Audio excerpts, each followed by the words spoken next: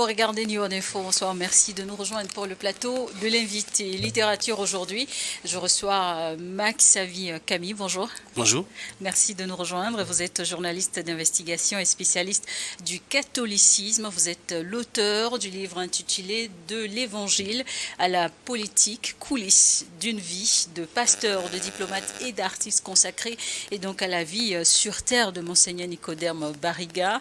Nous aurons donc le plaisir de parcourir quelques grandes lignes de ce bouquin avec vous. Mais déjà, racontez-nous, quelle a été pour vous la motivation personnelle? C'était d'abord parce que j'ai constaté qu'il y a, je ne vais pas dire un vide, mais il y a très peu d'écrits sur l'Église catholique du Togo. On en parlait très peu alors que l'Église est au Togo depuis 1892. Ça fait quand même un moment. Et il n'y a pas de livre, ni historique, ni des livres de témoignages sur cette Église. Et moi, je me disais que c'était un vide qu'il fallait combler d'une manière ou d'une autre. L'autre chose, c'est que Monseigneur Barriga est quand même le prélat togolais qui est arrivé au niveau, à l'un des niveaux les plus élevés dans l'Église catholique parce qu'il a été chargé d'affaires en Israël, donc diplomate et nonce apostolique, presque on va dire. Et ça, c'est l'un des tout premiers arrivés à ce niveau en Afrique de l'Ouest et au Togo, et c'était quelque chose d'important. Et après, il a été une sorte de carrefour de la vie politique et social du Togo avec toutes les crises que le pays a connues. Il a été président de la CVJR. C'était beaucoup pour qu'on en parle à un moment donné, quoi. Mais sur le plan politique, il n'a pas été acteur qu'au Togo. Il est passé également par la Côte d'Ivoire, oui, parce que le Rwanda. Le Rwanda, le Salvador, parce qu'il a été, pendant qu'il était dans le réseau des diplomates du Saint-Siège du Vatican, il a travaillé dans des pays plutôt très très compliqués, hein, comme le Rwanda, c'est son premier poste d'ailleurs. Après le Rwanda, il y a eu la Côte d'Ivoire, il y a eu le Salvador, avant Israël. Et ces quatre pays sont des pays où la paix est quand même sérieusement menacée. Et curieusement, il arrive au Rwanda dans la foulée du génocide de 94, donc c'est quand même dans une situation extrêmement dure. En Côte d'Ivoire, il y était en pleine crise ivoirienne. Et donc c'était aussi compliqué. Le Salvador, il y était pendant que le pays n'existait presque pas, quoi, pris en étau par les narcotrafiquants. Puis l'Israël, où il vivait surtout à Jérusalem, donc il logeait à Jérusalem en territoire supposé palestinien et travaillait à Tel Aviv. C'était compliqué déjà de traverser la frontière tous les jours. Exactement. Et donc il a toujours été au cœur de crise. C'est un homme qui, à mon avis, est fait pour régler les problèmes. Il en a réglé pas mal, même s'il est parti très tôt à 60 ans. Un livre résultat des recherches sur le catholicisme, et votre on va dire, acteur principal dans ce livre, c'est Monseigneur Nicodème Barriga. Était cela finalement pour vous une admiration pour la personne, une rencontre décisive qui a déclenché donc cet intérêt, ou finalement un constat historique? Non, moi j'avais le projet. J'avais le projet par hasard. Je me retrouve à Rome où les évêques australiens étaient en visite à Adlimina. C'est une visite auprès du pape et de la tombe de Saint-Pierre. Et à mon retour, je retrouve Monseigneur sur le même vol. Et alors que moi j'avais déjà l'idée, donc je lui pose le problème, on en discute. On a la chance, le vol était très long et donc on en a discuté très longuement. Après, c'est vrai que quand on le rencontre, on est impressionné. Vous avez eu la chance de le rencontrer, d'autres aussi. Tous ceux qui rencontrent Monseigneur en gardent une image d'abord humaine. Il a le regard toujours juvénile, il est tout petit, il même s'appelle Zaché par rapport au personnage de Zaché dans la Bible. Toujours souriant. Et même au tréfonds de la maladie, il était toujours là pour les autres. Et c'est quelqu'un qui se préoccupe des autres, même dans les détails. Et donc ça, c'est extrêmement touchant. Venant d'un évêque, sur un continent où on est habitué à voir les évêques comme de petits dieux, c'était plutôt un homme. Et après ça, il était disponible tout de suite. C'était juste à condition que l'essentiel se tourne hors du Togo, parce qu'au Togo, il est extrêmement pris. Et donc, dès que son avis est donné, tout le reste était plutôt facile, on va dire. Mais ce n'est pas que... c'est le hasard, à mon avis, c'est le hasard. Moi-même, je dis dans le livre que c'est la providence, et je crois que c'est essentiellement la providence. Alors, le titre de l'Évangile à la politique est quand même fort, hein. Comment définissez-vous justement ce passage sans trahir la foi de l'homme, mais également son engagement citoyen? D'abord, il faut dire que l'Église est très politique, hein. Elle est très très politique. Et quand elle s'installe dans un pays, il y a le concordat qui est signé entre le Saint-Siège et le pays, qui est un document qui n'existe que entre l'Église catholique et les pays où elle est présente. Donc c'est pour donner à l'Église toute sa place, parce qu'elle est très active dans l'éducation, dans la santé, dans le quotidien des gens.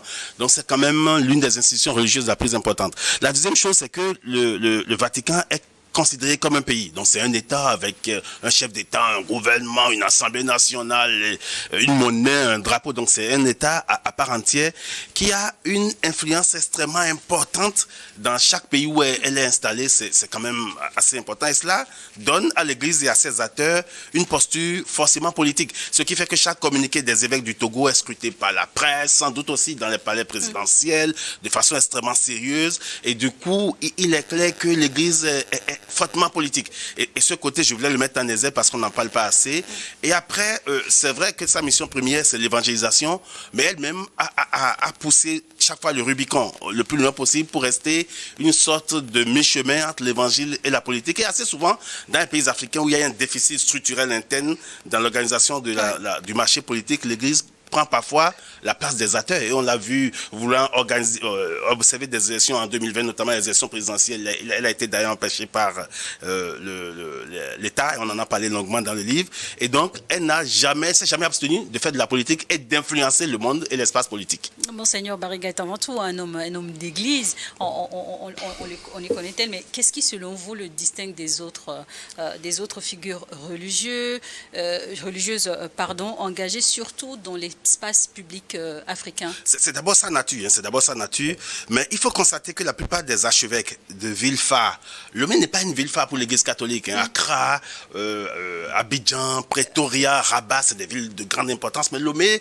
ça n'a jamais été, par exemple, une capitale cardinaliste. On n'a jamais eu de cardinal. Cotonou, c'est à mi-chemin entre une grande ville et une petite ville pour l'Église catholique, mais la plupart des évêques qui sont dans des capitales ont toujours une influence sur le quotidien de l'Église et de l'État, en quelque sorte. On le voit avec Monseigneur Ambongo, l'archevêque de Kinshasa, qui est une personnalité extrêmement importante et qui, même, je ne vais pas dire manipule, mais structure de par ses postures, ses prises de position, la vie politique dans ce pays. Monseigneur Bariga n'est pas forcément de cette trempe parce que c'est quelqu'un d'introverti et de discret qui veut faire les choses en discutant pour éviter le chaos, pour éviter les affrontements, contrairement à certains de ses collègues qui sont beaucoup plus au devant de la scène des stars. Lui voulait être un évangélisateur, mais un évangélisateur qui écoute l'homme. Il a toujours dit qu'on ne peut pas parler du ciel comme si la terre n'existait pas. Les gens vivent d'abord sur la terre et il faut y avoir vécu de façon convenable et mourir pour aller au ciel. Et pendant qu'ils sont sur la terre, prenons-en soin, chantait-il tous les jours. Et votre ouvrage évoque les coulisses d'une vie. Mais quelle facette méconnue de Monseigneur Nicodème Bariga et que vous avez trouvé? Moi, j'ai été impressionné tout de suite de voir. J'ai été impressionné tout de suite de voir qu'il est né à Ouaga. Moi, je pensais que il était né au Togo, donc il était de facto un Burkinabé, si vous voulez. La loi le permettait, mais il n'a jamais pris la nationalité burkinabé. Ça m'a surpris tout de suite. Je m'y attendais pas vraiment, en tout cas pas de façon particulière. Et après, puisqu'on a tourné 2 entretiens à Rome, à quelque part du Vatican, c'est l'impression qu'il dégage auprès des gens qui le connaissent là-bas. Parce qu'il vous reçoit souvent dans des communautés religieuses où il y a des prêtres, des sœurs qui le connaissent.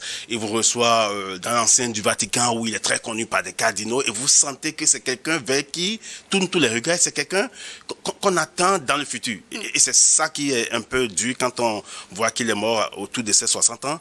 Moi, je crois qu'à un moment donné, en construisant sa personnalité dans la discrétion et dans l'efficacité, il a réussi à impressionner tellement de monde que tout le monde l'attendait cardinal. On aurait pu avoir à travers lui le premier cardinal togolais. Et ce n'est pas le cas. On espère qu'un autre pourra l'être assez rapidement. Mais sa discrétion, au lieu d'être une faiblesse peut-être, est devenue une force. Et tout le monde dit, il est discret, mais il est extrêmement efficace. L'autre chose qui m'a impressionné, c'est les relations de proximité qu'il entretenait avec tous les cardinaux africains, mais aussi avec les papes. Il était assez proche de Benoît XVI, qu'il voyait assez régulièrement. Un tout petit peu de Jean-Paul II, parce qu'il faut dire qu'à l'époque de Jean-Paul II, il y avait le cardinal béninois Bernardin Ganti, qui était à Rome, qui était le numéro 1, et donc qui était extrêmement influent, et dont Bariga était extrêmement proche. C'était presque son protecteur, et tout ça lui a permis de construire, on va dire, son nid au cœur des coulisses du Vatican. Et la preuve, c'est quand il est mort, c'est un grand choc pour toute l'Église, et l'Église centrale, le cœur de l'Église à Rome, où tout le monde était d'accord qu'on a perdu un immense prix-là. Oui, et alors l'ouvrage est donc dans un style d'entretien. Ça vous a pris combien de temps pour transcrire déjà ces données, mais surtout, est-ce qu'il a été souvent disponible pour vous? On a trouvé une solution pour la disponibilité. On a dit quand tu es à Lomé, c'est impossible de te voir, donc on va caler les entretiens sur des voyages. Donc on a tourné ça un peu à Lomé, mais surtout à Cotonou, à Bruxelles, à Paris et à Rome, et au gré des voyages. Et il nous est arrivé de prendre l'avion ensemble et de faire de longs entretiens. C'est les meilleurs. On a fait un entretien de 8 heures en prenant l'avion ensemble, et c'était les entretiens les plus longs, les plus intéressants et tout ça. Combien de temps ça a pris pour les entretiens? On en a eu une dizaine d'entretiens formels. Et après, on a passé des heures.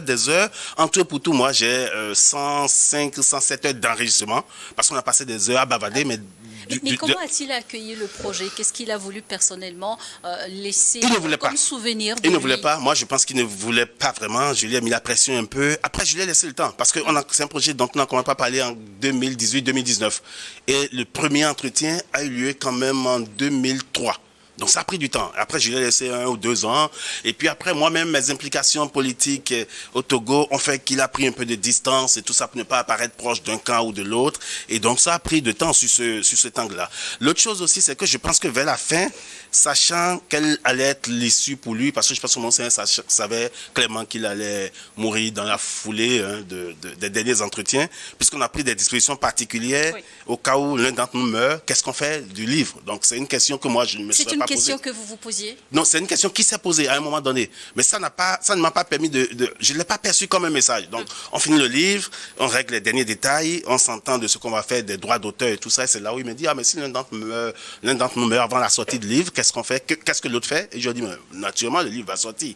Mais j'aurais pu comprendre le message, parce que moi, j'ai 45 ans à l'époque, lui, il en avait 60. Si quelqu'un devait mourir, c'était beaucoup plus, probablement, logiquement, lui que moi. Et en même temps, moi, je ne me posais pas, puisque je n'avais pas de maladie particulière, je ne me posais pas la question de la mort. Ouais. Et après ça, tout a changé dans la relation, dans sa disponibilité aussi, et surtout dans le fait qu'on devrait parler de la mort. Et il a même proposé qu'il y ait des prêtres qui écrivent des tests sur des sujets qu'on va insérer dans le livre, parce qu'on pensait que le livre allait être tout petit, mais il est assez grand. Ouais. Et donc, on a prévu 7 chapitres, 7 tests, et sur les 7 tests, il y avait 4 qui étaient, on va dire, consacrés à la mort. Donc, tout ça, c'était des messages que je ne percevais pas. Mais 6 mois avant ça, moi, c'était clair pour moi, puisqu'on s'est vu, on en a parlé, qu'il pourrait ne pas être là. Et je pense que ça a suscité chez lui l'envie que le livre sorte. Parce que le livre, c'est quand même sa vie, la vie. D'abord, on commence avec sa famille, la famille. Bariga bénissant, ses parents, ses oncles, son père, sa mère, lui-même, sa naissance, son enfance, sa vie de séminaire, de prêtre, d'évêque, d'archevêque. C'est vraiment... Il se livre comme jamais, et tout le monde perçoit ça comme un testament. Donc pour moi, je crois, parce que vers la fin, le livre était pour lui beaucoup plus intéressant qu'au début. Quoi. Mais comment avait-il vécu cette vocation religieuse?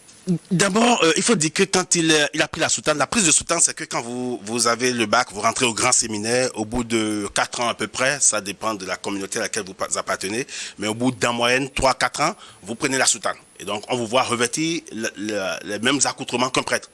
Et même, on peut vous confondre avec un prêtre puisqu'il n'y a aucun signe différentiel. Et lui, il a pris la soutane très tôt, à 20 ans. Le droit canon prévoit qu'on la prenne à 21 ans au plus tôt. Et donc, il a été plus prématuré que le plus prématuré que le droit canon a prévu. Donc, exactement. Il se retrouve à 20 ans, ce qui fait d'ailleurs qu'il a fallu avoir une autorisation du pape à l'époque pour qu'il prenne la soutane. Et comme il était trop jeune à 20 ans en prenant la soutane et qu'il était aussi assez court, il doit faire 1,5 m, les enfants se moquaient de lui. Il a raconté dans le livre l'anecdote d'un enfant qu'il a rencontré dans la rue alors qu'il allait à la cathédrale, qu'il a dérangé jusqu'à la cathédrale parce que l'enfant était sûr que c'est un prêtre enfant fait pour les enfants. Exactement. Et je pense que cela a impacté sur son apostolat. Il s'est dit plus tard, quand il est devenu prêtre, qu'il devait être un peu plus attentif aux enfants. Et donc, toute sa vie, l'enfance a été toujours importante dans son apostolat. Il s'est toujours intéressé aux enfants. Et quand la question de la pédophilie s'est posée dans l'église, puisqu'on en parlait très très longuement dans le livre, il s'est senti le premier responsable à protéger les enfants contre éventuellement des agressions de prêtres. Heureusement que pour le moment, en Afrique, il n'y en a pas assez. En tout cas, on n'a pas connaissance. Il a rapidement mis sur place des dispositifs de contrôle, des systèmes de vérification pour protéger les enfants. Et l'enfance a été au cœur de sa préoccupation jusqu'à la fin. De temps à autre, une fois par an ou 2 fois, il regroupait des enfants avec qui il faisait la fête. Et moi, j'aimais chez lui ce côté d'enfance qui ne s'est jamais égaré, quoi. Il est resté, même à 60 ans, presque un enfant, suçant de temps à autre des bonbons, très attentif au chocolat. Il est resté quelqu'un qui rattrape toujours son enfance. Et lui-même dit que l'enfance était une éternité. Alors, au Togo, il a surtout marqué les esprits pour avoir été le président de la CVJR, la commission Vérité, Justice et Réconciliation, chargée donc d'évoquer donc les différentes crises que le sociopolitique que le pays a traversé. Avez-vous également discuté de son bilan au sein de cette institution? Oui, moi je pense que le bilan pour Monseigneur est un peu plus que mitigé. C'est mieux que mitigé. Tous ceux qui sont autour de lui, puisque j'en ai parlé aussi avec eux, pensent qu'il y a une sorte de déception. Moi, je ne crois pas. Je crois que l'étape première de ce travail qui a constitué à écouter les gens a été une réussite. Partout dans le pays, toutes les personnes qui ont été convoquées se sont présentées. On en pensait qu'à Tapamé, qui a été la ville la plus martyrisée, il y aurait moins de mobilisation. Après la crise de 2005, oui, notamment sur la crise de 2005. Mais il faut rappeler que la CVJR, vous l'avez dit, hein, c'est depuis 1959. Donc c'est pas... Mais je pense que la crise de 2005 a pris sans doute 80% des discussions pour une ou deux raisons. La première raison, c'est que la plupart des acteurs de 1959 sont déjà morts, donc c'est difficile de les retrouver pour les interroger. Et la crise de 2005 a été celle qui a déclenché l'idée de mettre en place une commission pareille en imitant un peu l'Afrique du Sud. Et donc, Monseigneur était heureux que tout le monde soit passé. Et chaque fois que quelqu'un était hésitant, c'est arrivé pour Edem Kodjo, c'est arrivé aussi un tout petit peu pour un certain Major Koulouna Tapamé. Monseigneur se référait au chef de l'État et je pense qu'il y avait des contacts pour que les gens passent. Et le lendemain, les gens passaient. Et ça, c'est déjà une réussite pour lui. Après, il aurait voulu que entre le pardon et les indemnisations des victimes, il y ait la justice pour certaines personnes. Il regrette qu'on ait écarté totalement la justice. Et il faut dire aussi qu'on parlait du livre à un moment où le H-Kroon, qui a pris le relais de la CVJR, indemnisait les gens. Et Monseigneur, qui a toujours été prudent sur les questions, pour éviter d'enflammer les esprits, les populations, n'a pas voulu trop insister aussi. Il avait une sorte de droit de réserve qui s'imposait sur le sujet. Vérité, justice et réconciliation, le dialogue était surtout au cœur de la méthodologie ou de l'approche pour résoudre donc les différentes situations ou traiter des différents dossiers. Mais quel héritage de Bariga après donc son départ? L'héritage d'un travail qui a été bien fait dans sa première partie. Et dans les recommandations, il a exprimé quand même les réserves sur des aspects qu'il a évoqués et surtout, il a donné des orientations. Après, c'est l'acteur politique qui doit l'intégrer. Et je pense qu'il a eu l'impression que ça n'a pas été fait au rythme qu'il aurait souhaité. Je partage entièrement cette impression. L'autre chose, c'est que au-delà de cette crise, Monseigneur a géré pas mal de petites crises. Il me racontait par exemple l'anecdote selon laquelle un jour, un officier s'était retrouvé avec une personne décédée chez lui, dans des conditions compliquées où l'officier était clairement impliqué. Et quand les parents de la personne ont manifesté leur mécontentement, ils se sont retrouvés en prison. Il a dû en parler avec le président Faure Gnassingbé, qui était président de la République à l'époque. Et tout de suite, le président a décanté la situation. Et il m'a raconté qu'il y a une dizaine de situations comme ça où des gens se retrouvent injustement privés de leur liberté, et chaque fois qu'il appelle pour voir le président, il le voyait dans les heures qui suivaient et que ça se réglait. Et donc, au-delà de sa présence publique, il y avait une présence, quelque chose de très actif en privé, il avait une sorte de travail de proximité qu'il faisait dans le secret qui a toujours caractérisé l'Église. La question qu'on se pose souvent quand l'homme religieux, pas que Monseigneur Nicodème Bariga, mais également d'autres de ses confrères sur le continent interviennent parfois dans les affaires publiques, on se demande mais comment est-ce qu'ils arrivent notamment à concilier neutralité religieuse et engagement dans les questions sensibles, parfois très très politiques. Moi, je pense que c'est... pour beaucoup, notamment par exemple le cardinal archevêque de Kinshasa que j'aime bien et que je vois souvent, ou le cardinal archevêque de Kigali ou celui de Bangui, tout ça, qui sont beaucoup plus en vue, pour beaucoup d'entre eux, cela les expose et ils prennent des positions assez souvent contre le pouvoir en place. Et il faut dire que dans la plupart des cas, ils ont raison parce qu'on a parfois des dictatures face auxquelles on ne peut pas se taire. Mais pour Monseigneur, puisqu'il est un diplomate, il a toujours voulu régler les problèmes pour qu'il n'y ait pas de dérive. Et il avait toujours peur des conséquences. Je me rappelle par exemple qu'en 2020, quand l'Église catholique a été empêchée d'observer les élections au Togo, il y a eu une assemblée des évêques qui a réfléchi sur le sujet pour la riposte. Qu'est-ce qu'il faut faire finalement? Et Monseigneur a été des évêques qui ont dit, mais on ne va rien faire. Parce que si en prenant le risque d'appeler les populations ou les catholiques à entrer dans la rue, une personne perd un bras ou perd un pied ou une personne meurt, ça va être sur notre conscience. Et donc, pour que, quels que soient les résultats qu'on escompte, si on ouvre un bras de fer, il vaut mieux éviter le pire en ne l'ouvrant jamais. Et je pense que ça a été sa posture. Ce qui fait d'ailleurs quand Tapameoula a été évêque pendant quelques années, pendant une décennie, les prêtres pensent qu'il n'a pas assez réglé les problèmes. Et lui-même dit qu'il vaut mieux écarter les problèmes religieux. Oui, les problèmes religieux, les problèmes pastoraux. Et lui-même a toujours pensé qu'il faut écarter les problèmes si on peut les contourner plutôt que de chercher à les résoudre coûte que coûte. Et je pense que cette dimension, il l'a intégrée même dans sa vie publique, dans ses relations avec les institutions du Togo, avec le chef d'État, avec l'État togolais, ce qui a fait qu'il est resté un évêque de proximité, un évêque pas un évêque de guerre, il n'est jamais au front. Justement, à son image, pensez-vous qu'aujourd'hui, les hommes religieux ont un rôle principal à jouer politiquement? Ils ont toujours un rôle principal. Les évêques ont toujours un rôle principal à jouer et je pense qu'ils en sont conscients. Et je constate aussi que les hommes politiques comprennent l'importance des évêques et quelle peut être l'influence, l'impact de leur sortie sur la vie quotidienne. Oui, ils ont un rôle à jouer. Après, il est certain qu'après Monseigneur Bariga, le rôle va changer de forme. Je sens que le prochain archevêque de Lomé va être quelqu'un d'un peu plus au front que Monseigneur Bariga. Et ce n'est pas évident que ça se passe forcément bien. Hein. Si moi j'ai la chance de le rencontrer, il n'est pas encore nommé. J'espère qu'il va l'être dans les mois à venir. Je vais le prévenir que c'est pas la même méthode forcément, surtout quand on succède à un Bariga. Parce que j'ai l'impression que dans par exemple, dans la conférence épiscopale qui rassemble les 8 ou 9 évêques du Togo, il est l'une des rares personnes à rester totalement pondérée et à éviter autant qu'il le peut l'affront. Et je pense que c'est une bonne posture qu'il faut entretenir dans le contexte qui est celui du Togo. Question d'actualité à présent, le pape, le souverain pontife effectuera donc une visite en Afrique très prochainement, visite donc qui l'amènera au Congo, au Cameroun, et en Algérie aussi, en Algérie, en Angola éventuellement.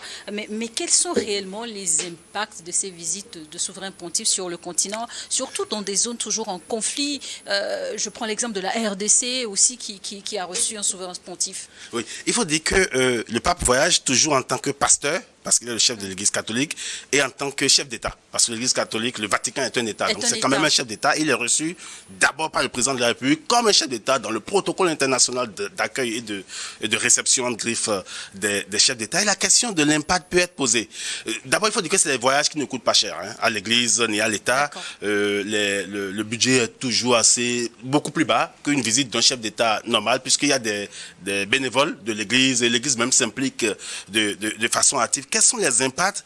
Moi, je vais d'abord évoquer le choix des pays et par rapport à la personnalité. C'est pas toujours anodin? Ce n'est jamais anodin. Ce n'est jamais anodin. Et comme vous le voyez, le pape va en Angola, un pays qui sort d'une situation quand même assez délicate après une longue guerre civile. Il va en Algérie. L'Algérie, c'est quand même le pays où l'Église a eu le plus de problèmes à s'installer parce que les Algériens ont toujours confondu aux colons, donc à la France, et l'Église a eu énormément de mal à s'installer. C'est aussi le pays où le plus grand nombre de clercs, de prêtres, de moines ont perdu la vie. Dans les années 90, il y a eu 9 qui ont été assassinés par des agents secrets algériens. Et le Cameroun qui vient de sortir d'une crise post-électorale. Et qui, avant ça, a toujours été dans une sorte pour le Vatican, dans une sorte de dictature de privation de liberté. Le Vatican estime de façon officielle d'ailleurs que c'est l'un des pays où, dans les années 90 et 2000, l'Église a perdu le plus d'évêques, souvent assassinés, des assassinats plutôt maquillés en suicide. Et donc, il y a eu trop de suicides, un peu trop de suicides sur des prélats là-bas. Mais en même temps, la crise anglophone est toujours là. Oui. Et le pape François a travaillé énormément sur ça à travers Sant'Egidio. Et là, je pense que Léon veut prendre la relève. Mais il y a un avantage qui est intéressant avec Léon et l'Église catholique, c'est qu'il connaît très bien l'Afrique. La plupart des personnes qu'il a nommées depuis qu'il est là, il a nommé au moins 30% d'Africains déjà, ce qui est un record. Et c'est un évêque plutôt universaliste et missionnaire, de par sa congrégation, les Augustins. Et je pense que l'Afrique pour lui n'est pas qu'une terre de mission. Non, l'Afrique est pour lui une terre où s'épanouit, un sanctuaire du catholicisme. Et il a compris qu'il faut davantage associer les Africains. Je vais finir en disant qu'actuellement, dans le gouvernement central de l'Église catholique qu'on appelle la Curie romaine, il y a a aucun évêque africain. Le dernier, c'était le Ghanéen Turkson. Ouais. Et je crois que ce voyage permet à l'évêque, au pape aussi, de détecter des compétences et de les associer, exactement. d'associer davantage le continent à sa gestion de l'Église. Est-ce que votre livre peut être lu comme une réflexion sur les rapports entre l'Église et l'État en Afrique? Forcément, il est bien écrit dans ce sens. C'est du prisme des relations entre l'Église et l'État, forcément. J'ai donné des précisions parce que je me suis dit que le livre va être lu par des gens qui ne sont pas spécialistes du catholicisme, qui ne sont peut-être même pas catholiques et tout ça. Mais c'est aussi un livre qui regarde l'histoire ou passe au vitriol. Vitriol, c'est peut-être un gros mot. Repasse en revue l'histoire du Togo, l'histoire socio-politique du Togo, vue des yeux d'un prélat qui a été au cœur un peu des grandes crises dans le pays. Voilà. Donc c'est un passage en revue de l'histoire du crises Togo. Aujourd'hui, face à la mondialisation, aux différentes crises, aux conflits, à la guerre de leadership, d'influence même dans le monde, on a tendance à entendre les gens dire il n'y a plus d'éthique en politique. Mais pour vous, en écrivant ce livre et surtout en travaillant sur les liens entre l'État et l'Église, et aussi quand on regarde la foi, la tolérance, le partage, l'amour qu'enseigne l'Église, qu'est-ce que vous avez surtout appris sur les notions de leadership, d'éthique et de morale aussi? Non, d'abord, je pense que l'Église va rester toujours au cœur de la pacification des esprits.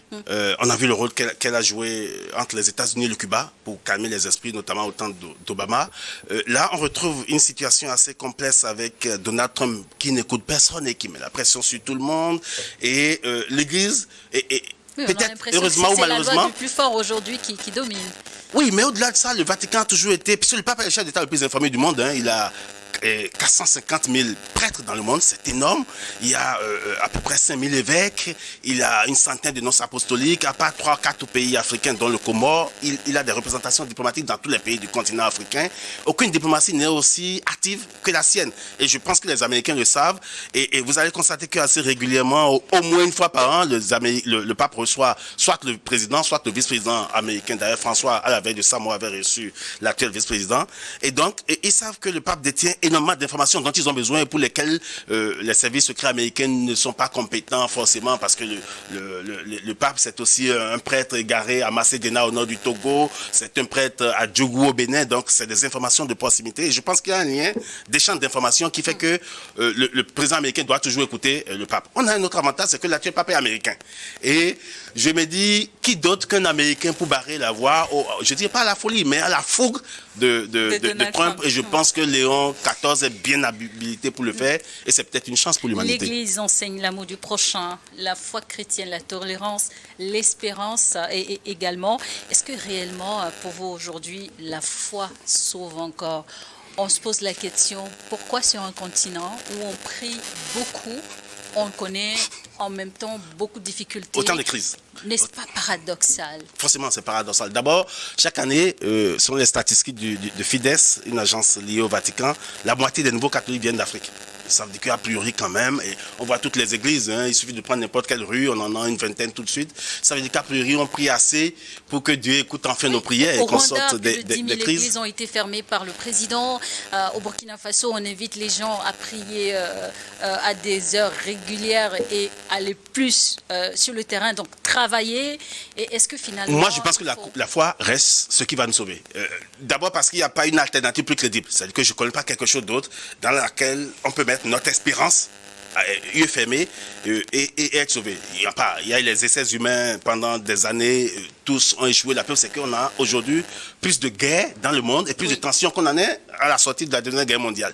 Après, est-ce que la foi seule suffit? À mon avis, non. Mais est-ce qu'elle va nous sauver, surtout l'Afrique? Moi, en tant que catholique, je n'ose pas dire non, je veux continuer à garder l'espérance. Et je pense que, à défaut, dans la turbulence la plus forte, c'est peut-être l'espérance qui est la seule chose qui nous reste. Et il faut s'accrocher à ça.